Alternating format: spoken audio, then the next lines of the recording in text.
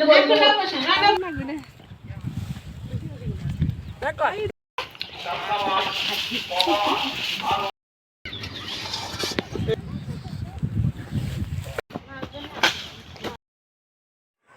আলাইকুম সবাইকে, আশা করি আপনারা সবাই অনেক অনেক অনেক ভালো আছেন।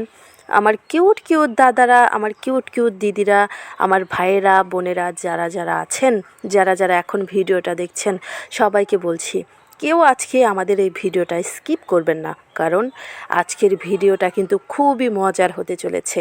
তবে চলুন শুরু করি আজকে আমাদের ভিডিও। আজ কয়দিন হলেই কিন্তু আমরা খিয়ারে যাব করছি, কিন্তু আমাদের যাওয়াই হচ্ছিল না।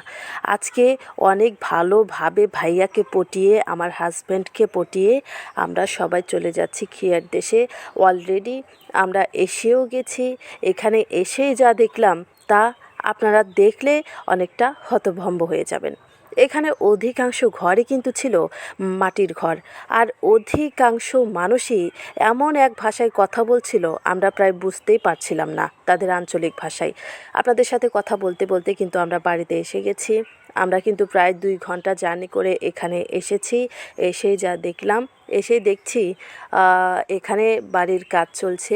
বাড়ি করা এখনও সম্পূর্ণ হয়নি, কিন্তু বাড়ির উঠোনের কাজ বাকি আছে, বারান্দার কাজ বাকি আছে। আসলে আমরা এসেছিলাম আমাদের ভাইয়ের বাড়িতে। আসলে আমরা এসেছিলাম আমার হাজব্যান্ডের বড় ভাইয়ের বাড়িতে।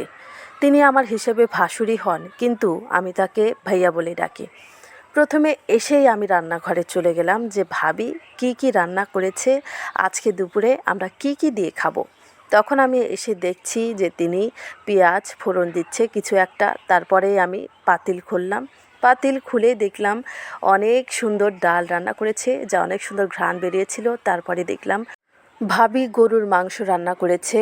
ওই দিকে দেশি মুরগি তিনি ফোড়ন দিচ্ছিলেন, এবং রাজহাঁসও তিনি রান্না করেছিলেন, যা এখানে ছিল না, রান্না হয়ে যাওয়ার পরে সেটাকে ঘরে রাখা হয়েছে।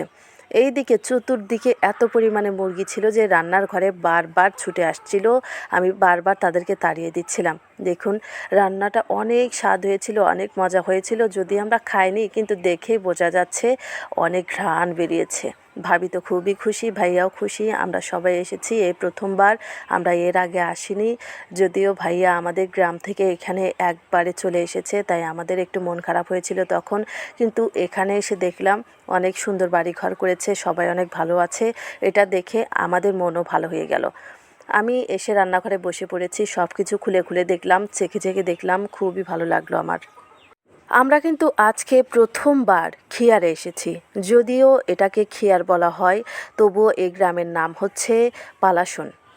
আমি আবারও ডালগুলোকে দেখছিলাম এবং মাংস খুলে খুলে দেখছিলাম। এত পরিমাণে লোভনীয় হয়েছিল যে আমার বারবার খেতে মন চাইছিল। আর এদিকে দেখুন, এসেই আমার মেয়ে খাওয়া দাওয়া শুরু করে দিয়েছে। এটা হচ্ছে বাড়ির পিছন সাইড বা পাশের সাইড। পাশেই ওয়া গাড়া বেজে গেছে, অর্থাৎ ভুঁই গাড়া বেজে গেছে। তারা ওই যে ভুঁইয়ে ধান গাড়ছে, এখন ধান গাড়ার সময়। আর এদিকে এখানে দেখলাম হচ্ছে চীনা হাঁস।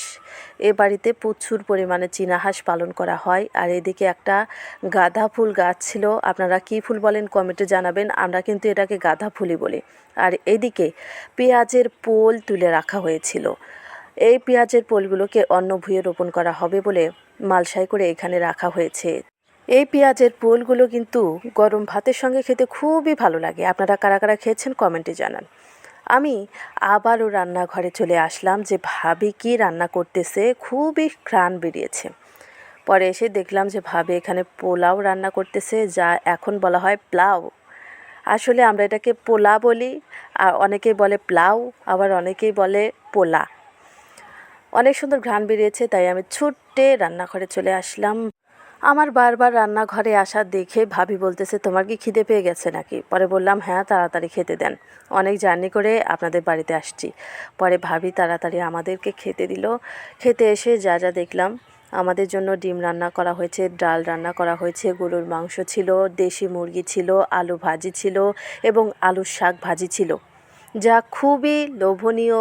আমি ভিডিও করছিলাম, আমার তখনই খেতে মন চাচ্ছিল, কিন্তু না, তখন খেলে তো চলবে না, তাই আগে ভিডিও করে নেই। ও এখানে কিন্তু আরও দুইটা জিনিস ছিল, তা হচ্ছে দেশি হাঁস এবং রাজহাঁস। আমি যখন ভিডিও করছিলাম তখন এখানে রাখা ছিল না, সেটা পরে আনা হয়েছিল, যার ফলে আর ভিডিও করা হয়নি।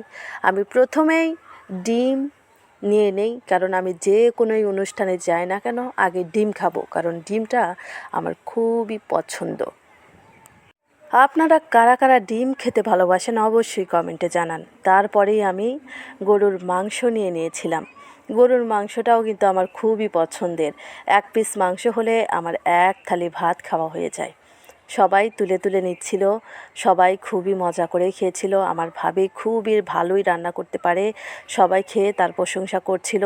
সম্পূর্ণ খাওয়ার ভিডিওটা করতে পারিনি, কারণ খেতে বসেছিলাম, আমার মেয়ে আমাকে ডিস্টার্ব দিচ্ছিল। শেষ পাতে দই আর মিষ্টি আপনাদেরকে একটু দেখিয়ে দিলাম। আমরা কিন্তু যাওয়ার সময় দই মিষ্টি সঙ্গে করে নিয়ে গিয়েছিলাম। যে দোকান থেকে দই মিষ্টি কিনেছিলাম ওই দোকানদার খুবই ভালো, এবং তার দই এবং মিষ্টিগুলোও খুব ভালোই লেগেছে আমাদের কাছে। তারপরে আমরা খাওয়া দাওয়া শেষ করে বাইরে এসে দেখি অনেক বস্তা বস্তা আলু ভরে রাখা হয়েছে। তারপরে আমরা কলার কাঁধি দেখলাম, খিয়ার দেশের কলার কাঁধি। একসঙ্গে 3টা কলার কাঁধি ঝুলছিল, যা একদম কাছে হাত দিয়েই ধরা যাচ্ছিল। আমি বারবার এটাকে ধরছিলাম, কিন্তু কাঁচা পাকা হলে 2-1টা খাওয়া যেত, কিন্তু কাঁচা তাই রেখে দিলাম। আর এই দিকে দেখুন আরেকটা কলার কাঁধি আছে ওই যে উপরে। একসঙ্গে কিন্তু 4 থেকে 5টা কলার কাঁধি ছিল, যা আমার ক্যামেরায় ধরছিল না একসঙ্গে, তাই আমি একটা একটা করেই দেখালাম। ওই যে দেখুন উপরে আরেকটা কলার কাঁধি, হাত দিলেই যার নাগাল পাওয়া যাচ্ছিল, কিন্তু এটা তো কাঁচা খাওয়া যাবে না। এবার আপনাদেরকে দেখিয়ে দিই খিয়ার দেশের ঘরের মাঝে কী কী জিনিসপাতি থাকে। এদিকে খাট, সুকেস, আর এ দেখুন ঘরের কোনো মাছি নেই। উপরে সিস্টেম করে রাখা হয়েছে, সেই সিস্টেমের উপর দিয়ে সকল জিনিসপত্র সুন্দর করে গুছিয়ে রাখা হয়েছে। মনে করেন যে দোকানদারের কাছে যত পাতিল ছিল সব এখানে কিনে রাখা হয়েছে। আর এই দিকে বড় পুকুর দেখতে এলাম আমরা। বড় পুকুর দেখতে এসেই কিন্তু আমরা দেখতে পেলাম এখানে একটা বড়ই গাছ রয়েছে। আর এদিকে দেখুন পুকুরটা কত বড়, যার পানি সেচে ফেলা হয়েছে, নতুন করে পানি দিয়ে এখানে আবার মাছ ছাড়া হবে। আমরা বড়ই গাছের দিকে তাকাচ্ছিলাম আর দেখছিলাম বড়ইগুলো পেকে গেছে, তাই কয়েকটা বড়ই পেড়ে খাচ্ছিলাম আমরা। তারপরে আমরা মাটির ঘরের ভিতরে ঢুকছি। এখানে এসেই আমরা দেখলাম এক মাটির ঘরে 2জন মানুষ থাকে, স্বামী স্ত্রী, যাদের 2টা সন্তান। একজনের অনেক দূরে বিয়ে হয়ে গেছে, আর অন্য একটা ছেলে ছিল, সে 18 বছর বয়সে মারা গেছে। এখন বুড়া আর বুড়ি এই মাটির বাড়িতে থাকে। তাদের কিন্তু একমাত্র ছেলেই মারা গেছে। তাদের এখন অনেক দুঃখ কষ্ট নিয়ে তারা বেঁচে আছে। তারা তাদের সেই ছেলের কথা আমাদেরকে বলছিল, সেই ছেলের গল্পই আমাদেরকে শোনাচ্ছিল আর কান্না করছিল। আমারও তাদের কথা শুনে কান্না আসছিল। তারপরে আমি একটু ভিতরে গেলাম, ভিতরে গিয়ে দেখলাম ঘরের ভিতরে কি কি আছে। আমার মেয়েও আমার সঙ্গে সঙ্গে বারান্দায় উঠে পড়লো হাতে বড়ই নিয়ে। তারপরে আমি সবার সঙ্গে ভিতরে গিয়ে দেখলাম এখানে যে মাটির খাস করা হয়েছে, এর ভিতরে জিনিসপত্র গুছিয়ে রাখা হয়েছে। মাটির দেওয়াল, আমার তো মাটির দেওয়ালওয়ালা ঘরে ঘুমই ধরে না, কখন জানি না ভেঙে পড়ে এই ভয়ে। আর উপরে দেখেন এই যে বাঁশ দিয়ে চার দেওয়া হয়েছে, এই চারের উপরে নাকি ধান শুকানো হয়। খিয়ার দেশের প্রত্যেকটা বাড়িতেই কিন্তু মুরগি, হাঁস, চীনা হাঁস সহ দেশি হাঁস, বিভিন্ন হাঁসই পালন করা হয়। এই ব্যাপারটা আমার খুবই ভালো লাগছিল। তারপরে আমরা সেখান থেকে এসে শাক উঠাতে গেলাম, আলুর শাক উঠাবো। চতুর্দিকে আলু তোলার ধুম পড়েছে, এত পরিমাণে আলু গাছেরা রোপণ করেছে। এখন তারা আলুগুলো তুলছে এবং বাজারে বিক্রি করছে। একদম তাজা টাটকা আলু তারা বাজারে বিক্রি করে। আমরা সকলে মিলে যাচ্ছিলাম আলুর শাক তোলার জন্য। তার আগে আমরা এই যে খিয়ার দেশের হেসেল আপনাদেরকে একটু দেখিয়ে দিলাম। চড়ার ভিতরে প্রচুর পরিমাণে কাদা ছিল, তাই আমরা সকলে জুতো খুলে চড়ার ভিতরে যাচ্ছিলাম শাক তোলার জন্য। কারণ ভাবি শাক ভাজি করেছিল, আমাদের খেতে খুবই ভালো লেগেছে, তাই আমরা কিছু শাক সঙ্গে করে নিয়ে যাব। তাই আমরা সকলে একসঙ্গে যাচ্ছি শাক ওঠানোর জন্য। আমরা যে তরকারি খাই সেই আলুর শাক ভাজি আপনারা কি কখনো খেয়েছেন? না খেয়ে থাকলে অবশ্যই কমেন্টে জানান। তারপরে এই যে দেখুন আলুর ভুঁয়ে আসার সঙ্গে সঙ্গে সবাই আলুর শাক তোলার জন্য নেমে পড়েছে।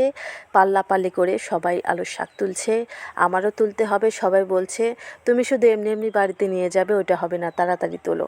পরে বললাম আসতেছি, আগে ভিডিওটা করে নিই। তারপরে এই যে ভাবিরা আলুর শাক তুলতেছে আর বলতেছে আমাকে একটু ভিডিওতে রাখো। পরে বললাম আচ্ছা ঠিক আছে, সবাই থাকবে। তারপরে আমি ওদেরকে একটু তুলে আমি আলুর শাকগুলো তুলছি। আমরা কিন্তু অনেকগুলো শাক উঠিয়েছিলাম, প্রায় 2 গামলার মতো।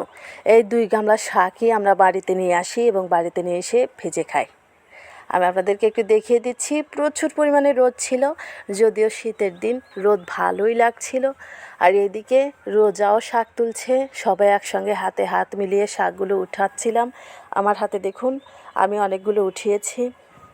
একটা শাক উঠানো আপনাদেরকে দেখিয়ে দিলাম, দেখুন কি শক্ত, সেই শক্ত ছিল, মনে হচ্ছিল শরীরের সব শক্তি শাক উঠাতেই চলে গেল। আর এদিকে দেখুন আলুগুলো কি সুন্দর মাটির নিচ থেকে উকি দিয়ে মনে হচ্ছিল আমাদের দেখছে। এইদিকে এক চাচি আলু উঠাচ্ছে। আমার ভিডিওটা কিন্তু প্রায় শেষের মধ্যে। যারা যারা লাইক কমেন্ট করেন না এখনই করেন, আর যারা যারা আমার এই ছোট্ট চ্যানেলটাকে সাবস্ক্রাইব করেন নাই দয়া করে এখনই সাবস্ক্রাইব করে নিন, যেন পরবর্তীতে নতুন নতুন ভিডিও আপনিও দেখতে পান। দেখুন চাচি অনেকগুলো আলু উঠিয়েছে আর আমাদের শাক উঠানোও শেষ। এবার আমরা চলে যাব, পুরা ভুঁইয়ের শাকই আমরা উঠিয়ে নিয়েছিলাম, কারণ এই শাকগুলো খেতে কিন্তু অনেক মজার। আপনারা যদি গ্রাম বাংলার আসল সৌন্দর্য দেখতে চান তাহলে অবশ্যই খেয়ার দেশে আসবেন। আমরা শাক উঠিয়ে নিয়ে চলে যাচ্ছি। এবার আপনারাও ভিডিওটি দেখে চলে যান, তার আগে লাইক কমেন্ট এবং শেয়ার করে যান। আমরা সারাদিন খুবই মজা করেছি এবং এখন আমরা সন্ধ্যার আগে আগে বাড়িতে চলে যাচ্ছি। সবাই রেডি হয়ে আমাদের সিএনজির জন্য অপেক্ষা করছি, কিন্তু সিএনজিওয়ালা ভাইয়া এখনও আসছে না, এসেই গেছে। এবার আমরা সবাই সিএনজিতে উঠে পড়লাম। সবাইকে বাই বাই, টাটা। সবাই অনেক ভালো থাকবেন।